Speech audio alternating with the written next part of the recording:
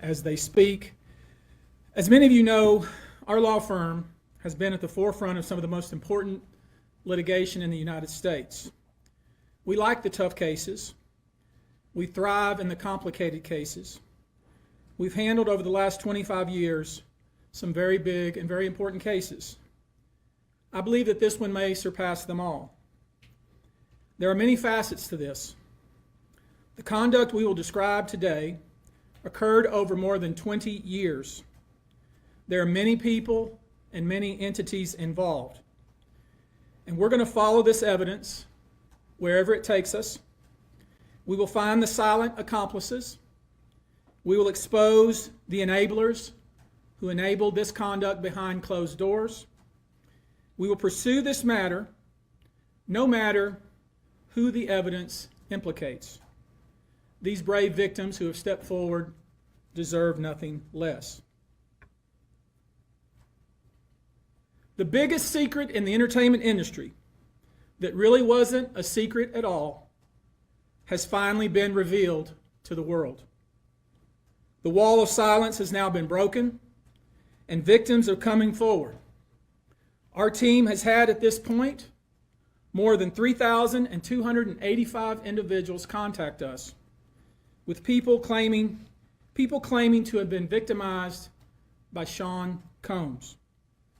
After vetting, we now represent 120 individuals who intend to bring civil claims in civil court against Sean Diddy Combs, as well as claims against many other individuals and entities that we will name as defendants as we file these individual cases.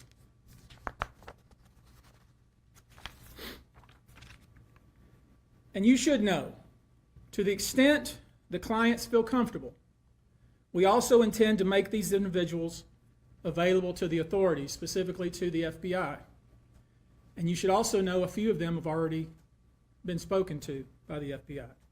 Now, before we discuss the nature of the claims and claimants themselves, let me comment on the large volume of calls we have received since our first announcement. Even before the indictment of Sean Combs, we had received a small volume of calls and had screened a handful of cases. After the indictment of Sean Combs and the announcement that we were pursuing these claims, the floodgates opened. People who wouldn't otherwise, for a variety of reasons, are now stepping forward to make their voices heard and to pursue justice. But no, most of these people are scared. They fear backlash in their communities. They fear backlash in their own families. They are afraid of retaliation from the perpetrators and their associates. They are rightly afraid for their own personal safety. I expect that through this process, many powerful people will be exposed. Many dirty secrets will be revealed. We know what we are potentially up against. And as is always the case in situations like this, when a celebrity is involved, people can be downright mean and nasty. You would be shocked at the length fans will go, no matter the evidence, to the contrary, to defend celebrities they love. I mean, there's a reason for this word fans. They're fanatics. I've personally already been threatened multiple times on social media. And when I agreed to pursue this, I expected as much. This isn't my first rodeo. But victims who step forward to have their voices heard should not be subjected to that kind of conduct. They should not be targeted. I want to say this, and I want to be clear about it. Although we are vetting each call as stringently as we can, I always start with a mindset that I believe victims. I believe victims because I understand the tremendous courage it takes to step forward. So if you're watching this, please hear me. If you're out there and you have been victimized, you are not alone. There is a great strength in numbers. You can seek redress. You can obtain justice. We can help you, and we will help you. That being said, as stated, we are vetting every call that we receive. We have had to turn away some. For each, we ask for corroboration. For each, we ask for the identity of witnesses. We also have collected pictures, videos, texts, We check venues, we check dates. We want to corroborate that the claims being made have legitimacy and merit. We have on staff now a former detective from the Major Offenders Unit of Houston Police Department who is helping us vet each claim. We're using our common sense. We're being stringent because, as I said, these are not easy cases. They're very tough. The process is hard, and in some cases, the process is very lengthy. These cases are hard to prove. Many times, it's the victim's word against the alleged perpetrator. Each of these victims will no doubt be publicly attacked by the alleged perpetrators, and in some cases, the general public. The feckless and cowardly keyboard warriors love to attack. We know what we're up against. We did not enter this fray blindly. I wish it was my last such fray. I wish this type of behavior wasn't so pervasive. But it is what it is, so we will press on. As I said, our law firms have been retained by 120 individuals at this point to pursue cases in civil court against Sean Diddy Combs. You should know, in this group, it is evenly divided between males and females.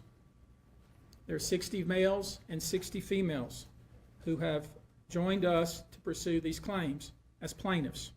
In this group, 62% identify as African American, 30% are white, and the remainder are Hispanic or Asian. The victims are from more than 25 states. The majority are from California, New York, Georgia, and Florida. I don't want to focus on the ages of these victims. When we talk about the ages of the victims when the conduct occurred, it's shocking. Our youngest victim at the time of the occurrence was 9 years old. We have an individual who was 14 years old. We have one who was 15. 25 of the 120 individuals who are plaintiffs in these cases were minors at the time of the acts complained of. The time frame of the acts complained of is very wide. The conduct at issue spans from the years 1991 all the way till this year, 2024. If you wonder why there are so many alleged victims, that's your answer. We're talking about more than 25 years of this type of conduct. Now, although most of the victims who have stepped forward were victimized after 2015, this has been going on for a very long time. Now, when you think about the fact that some of this conduct occurred 25 years ago, and you wonder why would it take somebody so long to step forward, I want to remind you that many states in the United States have recognized that it's very difficult for a victim to step forward and to make these types of allegations when something very terrible has happened to them. I'll use New York, the state of New York, as an example. The state of New York has specific statutes in place that revive claims that are even claims that would typically be not able to be brought, that it revives such claims and they can be brought even 25 to 30 years later. Because there's a recognition there in New York and California and other states that it's very difficult for a victim to come forward. And I would respectfully suggest the only reason many of these people are coming forward because they see other victims coming forward. And it gives them some comfort that, hey, I won't be the only one. And I expect more victims will come forward. You know, there's an old saying that says, a lie has great speed, but truth has endurance. The acts complained of in these cases that we're going to file occurred primarily in New York, either Manhattan or the Hamptons, or occurred in California, primarily in Los Angeles, or in Florida, primarily in Miami. Most of these events and incidents occurred at parties, typically after parties, or album release parties, New Year's Eve parties, 4th of July parties, something they called a puppy party, the all-white party, although several of these events occurred at auditions. Many times, especially young people wanting to break into the industry, were coerced into this type of conduct in the promise of being made a star or in the promise of having Sean Combs listen to their tape or even let them read for Sean Combs. You should know that some of this behavior occurred at well-known venues in New York City. Some of this behavior occurred at private residences of people that we all know. Some of this behavior occurred at hotels that we're all familiar with. You should know that more than 55% of the victims filed reported this conduct to either the authorities, that is the police, or to hospitals. We're in the process of collecting with our team assistants medical records, reports that were made to the authorities, and I've already said that some of the individuals in this group did in fact talk to the FBI. You should know that several of the individuals, and when I say several, I mean many, who did in fact seek medical treatment were drug tested, and drugs were found in their system, weird drugs that you probably never heard of. One in particular that continues to pop up is a drug called xylazine, or trank, which based on our research is known as a horse tranquilizer. Now, there's been a lot of reports that we're filing a class action. This is not a class action. Class action is when one or two people file a case on behalf of a group of people. That's not this. These cases will be individual cases. Each case will live and die on its own merit. These cases will be filed individually, one plaintiff against whoever the defendants were involved in the case. Each case may be filed in one venue like California, another case may be filed in New York. One case may sue just Sean Combs, but multiple other people. One case may sue a range of people. I would expect most, though, to be filed, as I said, thinking or hoping, or perhaps believing that I may start naming names. Well, that day will come, but it won't be today. The day will come when we will name names other than Sean Combs, and there's a lot of names. It's a long list already. And of course, I already know who some of these individuals are, but because of the nature of this case, we're going to make damn sure that we're right before we do that. But the names that we're going to name, assuming that our investigators confirm and corroborate what we've been told, are names that will shock you. These are individual cases. There are indeed other perpetrators involved. They will be revealed when that particular individual case is ready to be filed. They already know who they are. And I'm talking here about not just the cowardly but complicit bystanders. That is, those people that we know watched this behavior occur and did nothing. But I'm talking about the people that participated, encouraged it, egged it on. They know who they are. I call them the facilitators of foul play, willing participants in vile conduct. As we identify them, each will be part of this case as defendants. These defendants will not only include individuals, but would also include corporate entities who ultimately profited off of this culture and behavior. I'm looking at banks, pharmaceutical companies, hotels. We know that many of these individuals were paid cash. We know that many of these individuals involved, whether they were the ones being assaulted and abused, or they're witnessing other people being assaulted and abused and then paid and threatened and told to leave. Typically paid 10 grand in cash and told to leave. And then threatened as they were leaving. So in addition to Sean Combs, you should know the defendants in these cases we're going to file will include anyone, of course, who engaged in the assault or exploitation, anyone who participated in such in any way, anyone who encouraged or facilitated this conduct, anyone who was in the room and watched it happen but made no effort to stop it, any venue or venue owner who was aware of what was going on but failed to stop it, any individual or entity who knew about the conduct and benefited from it but did nothing to report it or stop it, and any individual or entity who covered it up or helped cover it up. These people who know who they are should just come forward now. I would imagine, as we speak here, there are a myriad of people who are very nervous. You can't hide skeletons in the closet forever.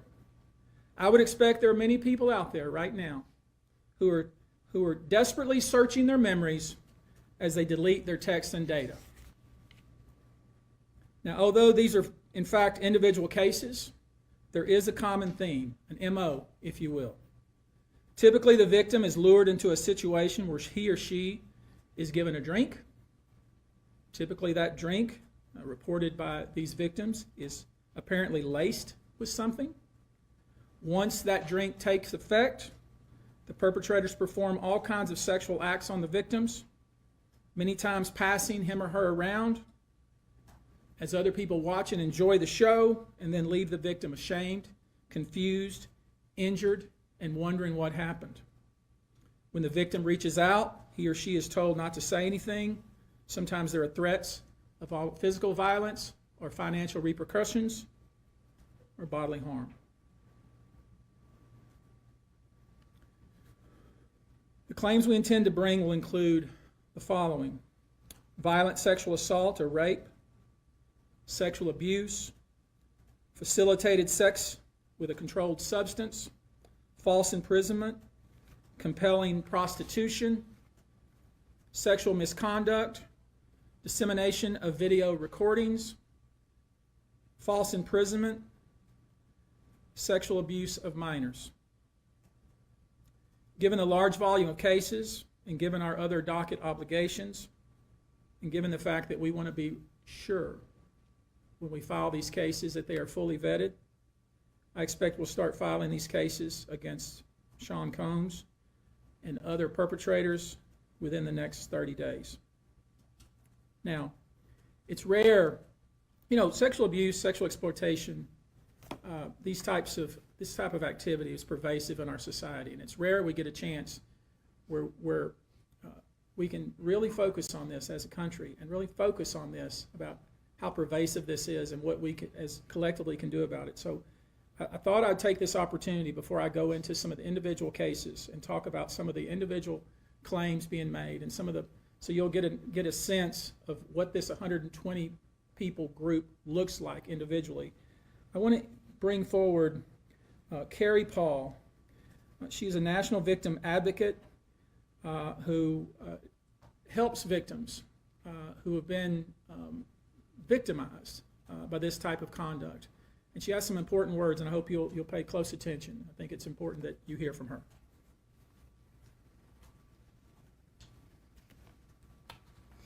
Hello, I'm Carrie Paul with the National Victim Advocate. It's not easy for any survivor to come forward. Our culture doesn't believe survivors. It blames and questions them. Instead of showing support, many choose to enable abusers. The media runs stories asking why it took so long for survivors to come forward instead of asking what barriers exist. We also don't equip law enforcement with the ability to handle sexual assault crimes. Lack of funding translates to lack of training. We have officers in the field that don't know what to say to a rape victim, and also an alarming amount of backlogged, untested rape kits. Prosecutors are focused on what they can prove in a case, and if so, how to do that at time of trial. Advocates and staff are stretched thin with growing caseloads in the criminal justice system. Most people don't know how the criminal justice works in general. There isn't enough staff or resources to adequately explain the entire process to every victim and survivor. Our culture works against victims and survivors every day, and abusers know this. Abusers work themselves into positions of power, building a public image that is trusted and financially large enough to make people look away. Abusers are unfortunately very skilled at power and control, the foundation of abuse. They seek victims who are vulnerable, such as children, their employees, and their intimate partners, all who see a different version than the public does, all who rely on the abuser in some way. And for those that do come forward and aren't believed, face questions like, are you sure it happened that way? Were you drinking? What were you wearing? All of this creates an environment that enables abusers to continue abusing them and future victims. To the survivors that have come forward despite not being believed at some point in time, your courage is like nothing we have seen before. We thank you for coming forward for yourself and all survivors. And lastly, I want all survivors that are watching this to know we believe you and we support you. Thank you.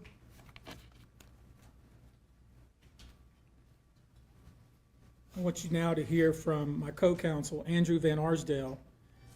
We've created a sexual abuse hotline, and I want him to visit with us just a few moments about how that works and the kind of volume of calls we've received. Thank you, Tony. Like Tony said, my name is Andrew Van Arsdale. I'm the managing partner of ABA Law Group. We have offices in California, Montana, and North Carolina. To build off of what you just so well said, it's very hard to come forward. And given what we've experienced the past 10 days is really unprecedented in my career, at least. We represent thousands of survivors of abuse. And never, ever in a 10-day period have we seen over 3,000 people come forward, or we've confirmed and decided to investigate and represent 120 people while we're continuing to work through another 100+ cases to prove them up, to validate what had happened here, and to hold those that are responsible accountable. And so like Tony said, we've set this up. It's 1-800-200-7474. I have a team of people standing by literally. If you know that this happened to someone and you have information about it, please contact us. If this happened to you, come forward. There's attorney-client privilege here. What you tell us is in confidence. Yes, we'll have to go out and build your case, but we will protect you. And the other thing that I want to say is the pattern and practice of this, again, is unprecedented. Over 30+ years of the same sort of events happening, people thrust into the circle reportedly, and horrible things happening to them as a result. And from talking to these people that have come forward these past 10 days, I can tell you unequivocally that because the federal government did what it needed to do and indicted this man, that they put him in jail and a judge kept him in jail, they tell me directly, this validates my feelings. For so long, I thought it was my fault. What is it about me that put myself in that scenario? What was I wearing at the time? What did I do to be subjected to such horrific treatment at these people that I was trying to trust? Well, we know now it was not your fault. You were victimized by a group of powerful people that operated for 30+ years, taking advantage of their wealth and the power that they held within the music industry. So again, thank you to every single person that has come forward and contacted our office over the past 10 days. If you or someone you know suffered this same sort of treatment, please contact us at the number behind me and we will help you. Thank you. I think it speaks to how important this issue is in the United States and frankly internationally, that we have reputable people here that want to provide kind of information that I think victims need to hear, witnesses need to hear, the public needs to hear. Let me introduce to you now Olivia Rivers from the Texas Association Against Sexual Assault, and let her visit with you a few moments about these types of cases. Thank you. Good afternoon, everyone. My name is Q Olivia Rivers. I am just served my 6th year as the board chair for the Texas Association Against Sexual Assault.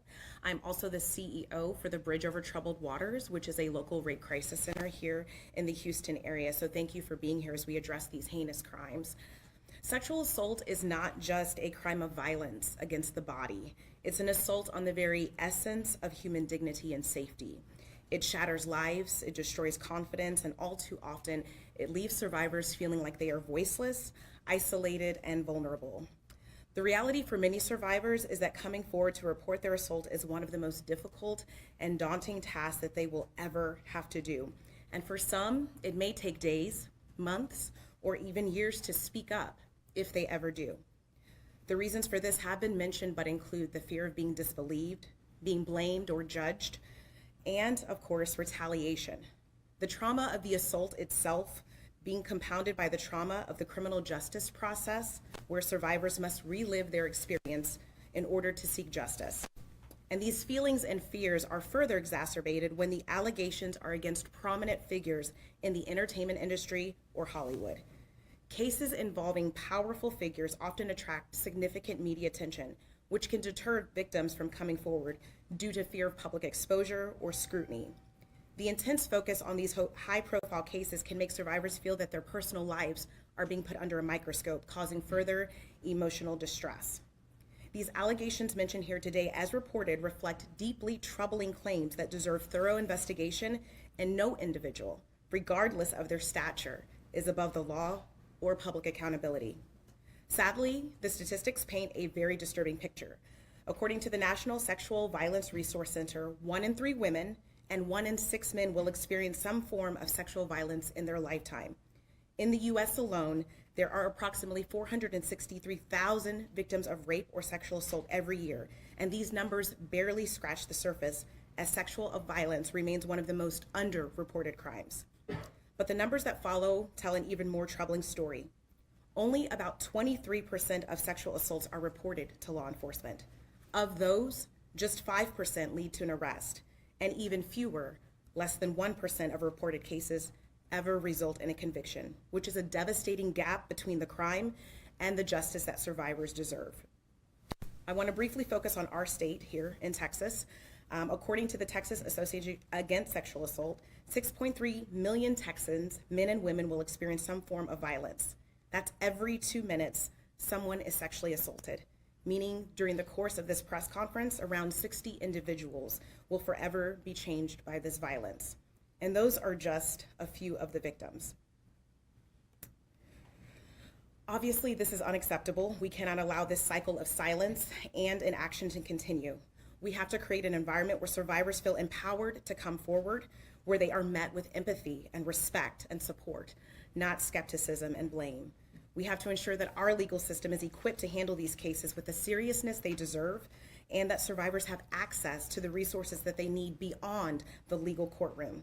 We have to address the root causes of this epidemic: prevention, awareness, and fostering environments where respect, consent, and safety are non-negotiable values. Additionally, support for survivors has to be holistic. They have to have access to counseling, medical services, legal advocacy, and of course, community support, regardless of whether they choose to report or not. To every survivor who has come forward, your bravery is an inspiration. To those who are still grappling with their decision, know that you are not alone and that your voice matters. Your story matters.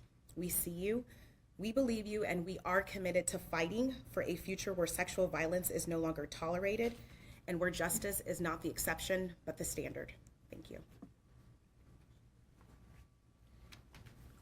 I want to visit with you real quickly before we close here about some specific instances without disclosing the victim's name.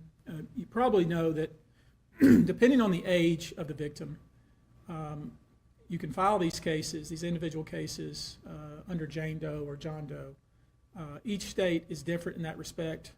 Typically, there is a balancing test, like the public's right to know the name of the victim and plaintiff versus the confidentiality and the safety of the plaintiff. So we'll have to struggle with that with each one of these cases. Our intention, of course, is to, like we always do, file these cases under a pseudonym until the court tells us otherwise. But let me share with you a few, just kind of give you a sense of the kind of cases and the kind of instances that people are calling and reporting that we are trying to corroborate, vet, and these are the ones that we've already corroborated, vetted, and collected evidence on. One individual who was 22 years at the time she was assaulted said that the typical MO at one of these parties that have been widely discussed in the press was that when you were handed a drink, and now we know that the drink is laced with something, if you refused to drink it, you were kicked out of the party. Now, let that sink in for a minute. I mean, the admission to this party was that you had to drink the chosen drink that was handed to you, and now we know that in most cases, I would say 90% of the cases, these individuals were drugged with some sort of drug. That was kind of the MO. Another instance, this individual who was 9 years old at the time was taken to an audition in New York City with Bad Boy Records. Other boys were there to audition as well. All of them were trying to land a record deal. All of them were minors. This individual was sexually abused, allegedly by Sean Combs and several other people at the studio in the promise to both his parents and to him himself of getting a record deal. Another instance, another minor, told allegedly by Sean Combs that he would make him a star, but he needed to visit with him in private about it, away from his parents. Once they were in a private area, allegedly Mr. Combs made the victim perform oral sex upon him. Another incident, an individual 15 years old at the time, flown to New York City to attend a party, was drugged, and then taken into a private room, allegedly in the presence of Mr. Combs, where this female individual, minor, was raped, and then other individuals took turns raping her. Another individual, 26 at the time of the occurrence, was picked up allegedly by Mr. Combs and several other people in a black SUV from the airport, was given one drink in the SUV, and then literally woke up the next day not knowing what had happened, but with pain and damage to both her vagina and her anus, where she then went to the hospital. She was missing her underwear and her shoes. Another instance, an individual, this time not a minor, attended a group dinner, allegedly with Sean Combs in Miami. She wasn't drinking because she was pregnant, but whatever she drank at the table, apparently, at least according to her, was laced with something. She blacked out, and she woke up in the same bed, again allegedly, with Mr. Combs in his mansion in Miami. Her vagina and her anus were torn and sore. And I could go on. I mean, literally, you're sensing a theme here. It's the same theme, and it all involves some sort of drug. One instance, an individual who was 20 years old at the time was asked to attend, just saw her on the street, asked to attend a party in a hotel.